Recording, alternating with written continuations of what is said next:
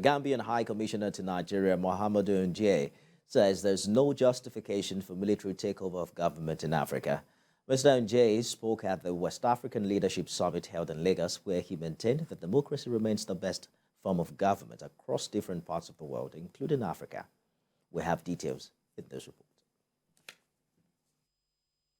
Despite recent comeback of coup d'etat in some West African countries like Mali, Gambia, and Equatorial Guinea, the system of government has been criticized by critical stakeholders. 2 years experience.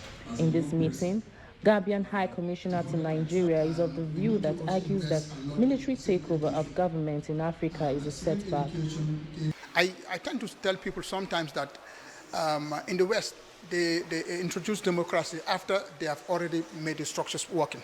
They've made sure the infrastructure is working. They made sure the rail network is working. If you look at the civil wars, the revolutions that they had, they fought to make sure those structures are working. But then we have to have structures that whereby people will believe in it, to say that for the next 20 years, example, these are the targets that Africa needs to do. Very, very clear. And those targets will break down to maybe countries. Stakeholders at this summit also agree that democracy still remains the best form of government that allows inclusiveness and development. Before now, I used to think the best people for any job were people from my religion setting, because that is what I understand. But now I can give other people chances if they have the capability, if they have the understanding that is worthy of that particular position they are vying for.